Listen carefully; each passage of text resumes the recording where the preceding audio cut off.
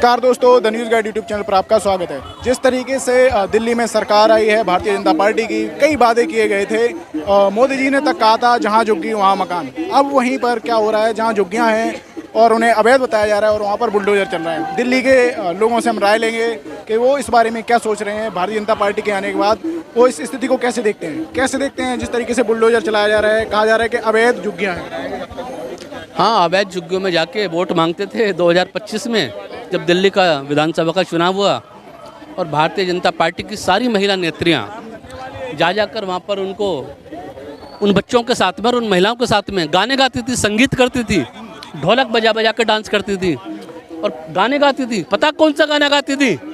वो बिंदिया चमकेगी, चूड़ी खनकेगी, हाँ बिंदिया चमकेगी, चूड़ी खनकेगी। तो आज क्या हो गया?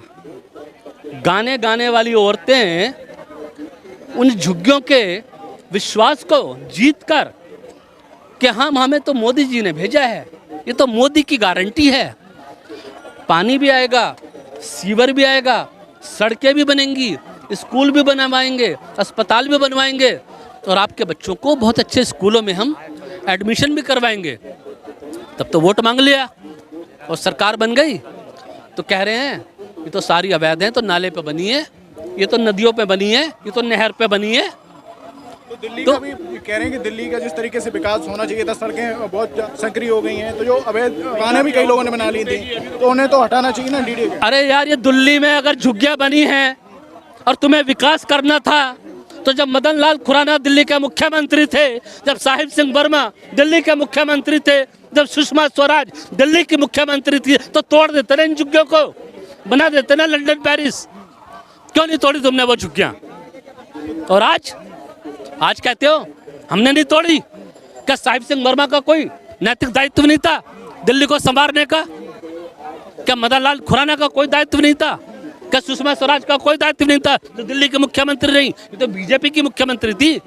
अगर बीजेपी को आज ये चिंता है कि दिल्ली का हमने सौंदर्यकरण करना है, इन झुग्गियों को हटाना है, तो भैया पहले हटा देते। आज तो दिल्ली हमारी इतनी शानदार हो जाती कि सब करने की आवश्यकता नहीं थी। उस टाइम तो हर झुग्गी से 5-5, 10-10 लाख रुपए लेते रहे, झुग्गियाँ बसाते रहे, कभी नदी पे बसा दी, कभी नाले पे बसा दी। तो सारी चीज़ें ये तो गलत चीज़ें हैं ना। आपने इन नागरिकों का, जो भारत के नागरिक हैं, इनके मौलिक अधिकारों के ऊपर बुलडोजर चलाया है। तो आपने इनको बेघर कर दिया। जब माननीय प्रधानमंत्री जी दिल्ली के अंदर वोट मांगने आए थे 2025 में दिल्ली विधानसभा के चुनाव में, तो हर रैली में ये कहते थे कि मोदी की गारंटी है, हर बेघर को घर मिलेगा, हर झुग्गी वाले को उसका पक्का मकान मिलेगा झुग्गी के बदले में। आपने कितने दे दिए भाई साहब? आप मुझे बता दो, 100 दिन के कार्यकाल के अंदर आपने कितनी झुग्गियां तोड़ दी और कितना आपने उनको मकान हैंड ओवर कर दिए? हजारों झुग्गियां छोड़कर 1675 मकान देके आप गारंटी वो कर रहे हो, देना नहीं है। ठीक, तो क्या कहना चाहता हूँ संजय भैया, जरा इतना बता दो, झुग्गी तो वोट बैंक के लिए बसाई, ऐसी क्या मजबूरी थी, ऐसी क्या कमजोरी थी कि 55 साल एक परिवार ने राज किया, एक पक्का मकान नहीं दिया? क्यों नहीं इन झुग्गी वालों को पक्का मकान देने का काम किया? जरा ये बता दो संजय भैया, ऐसी क्या मजबूरी थी, ऐसी क्या चिंता थी, ऐसी क्या परेशानी थी, ऐसी भी क्या झुग्गी वालों से परेशानी थी कि 11 साल, सुन लो 11 साल अरविंद केजरीवाल जी सत्ता में रहे। प्रश्न पूछ रहे हैं कि जैसे एक लंबे टाइम तक दूसरी सरकार रही, तो उस टाइम क्यों नहीं उन्हें पक्के मकान दिए गए? उनको रुक नहीं पा रहे। मैं उनसे वही पूछ रहा था, मैं उनको 20 रुपये देने वाला था कि आप 2 RTI लगाओ कि कांग्रेस पार्टी ने कितने हजार मकान बना कर दिए थे जो गरीबों को डिलीवर नहीं करा गए। और आज 10-15 साल तो कांग्रेस पार्टी को हटे हुए हो गए ना, 11 साल तो अरविंद केजरीवाल रहे। तो वो मकान आज जो बने हुए थे, जो सरकार ने गरीबों झुग्गी वालों के लिए कांग्रेस पार्टी ने बना के दिए थे, आज वो जर्जर अवस्था में हो गए हैं।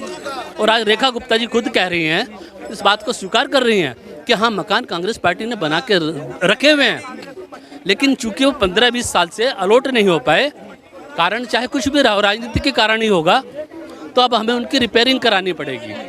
तो मैं इसलिए इनको 20 रुपये देने वाला था कि 2 RTI लगा दो। एक तो ये कि कांग्रेस पार्टी की सरकार में जब 15 वर्षों की सरकार थी, कितने मकान जहां झुग्गी वहां मकान के बदले मकान बना के रखे, मकान बने हुए हैं। ये बात सही है कि वो आवंटित नहीं हो पाए, कारण राजनीतिक विद्वेष हो सकता है, क्योंकि केजरीवाल जी की सरकार रही। अब जो भी कारण है, ये भी बात है, जैसे बात तो प्रधानमंत्री पर भी आ रही है, उन्होंने वादा किया था कि जहाँ झुग्गी है वहाँ मकान देंगे, तो क्या इस प्रोसेस को आगे बढ़ाया जा रहा है, इसलिए झुग्गी तोड़ी जा रही है? प्रधानमंत्री जी की बात पे, मोदी जी की बात पे अब देश विश्वास नहीं करता है। आपने कहा 2 करोड़ नौकरियां देंगे, नहीं दी। आपने कहा 15 लाख देंगे, नहीं दिया। आपने कहा काला धन लाएंगे, नहीं लेकर आए। आपने कहा भगोड़ों को, नीरव मोदी को, विजय माल्या को लेके आएंगे, आप नहीं लेकर आए। आपने कहा जहाँ झुग्गी वहाँ मकान हम देंगे, आपने नहीं दिया। तो हम कितनी बातों पर विश्वास करें? आपने नोटबंदी कर दी, रात को 8 बजे कर दी, टीवी पे आ गए, भाषण दे दिया कि आज से देश के अंदर 2000 के नोट चलन से बाहर हो जाएंगे। और मैं इसलिए नोटबंदी कर रहा हूँ ताकि भ्रष्टाचार की कमर टूटेगी, आतंकवाद की कमर टूटेगी, भ्रष्टाचार खत्म हो जाएगा, आतंकवाद समाप्त हो जाएगा। कुछ भी नहीं हो रहा। नेताओं के घर में हजारों करोड़ रुपया मिलता है। आपने देश से क्या वादा किया? आपने वादा किया कि नोटबंदी करने से भ्रष्टाचार की कमर टूट जाएगी, आतंकवाद समाप्त हो जाएगा। ना आतंकवाद समाप्त हुआ और ना भ्रष्टाचार समाप्त हुआ। आज भी इन नेताओं के घरों में भ्रष्टाचार के पैसे हजारों करोड़ रुपए निकलता है और आपकी ईडी सीबीआई ढूंढती है। और गरीबों के घर में 5 किलो राशन भी नहीं मिल रहा है। यह है देश की व्यवस्था।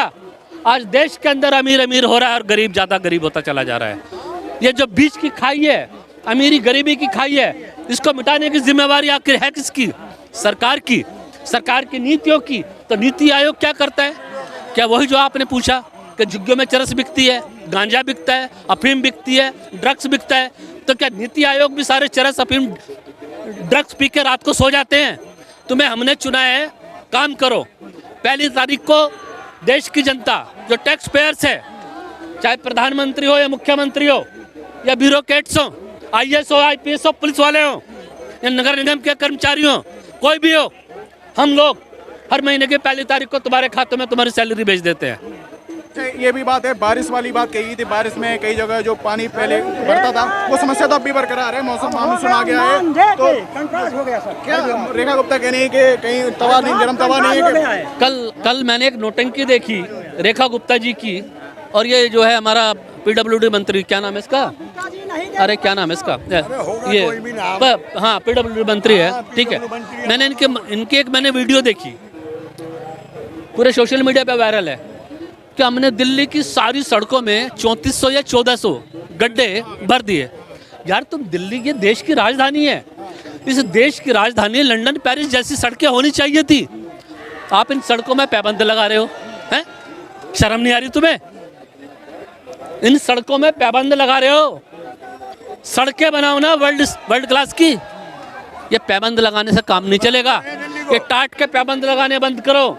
भारतीय जनता पार्टी अगर पैबंद लगाने की राजनीति करेगी कि सड़कों में हमने गड्ढे भर दिए और हमारा काम खत्म हो गया, तो हमने तुम्हें गड्ढे भरने के लिए नहीं बुलाया। यहाँ पे ये गड्ढे होने नहीं चाहिए, इसकी जिम्मेवारी सुनिश्चित करो। और देश की सड़कों के ऊपर वर्ल्ड क्लास व्यवस्था होनी चाहिए।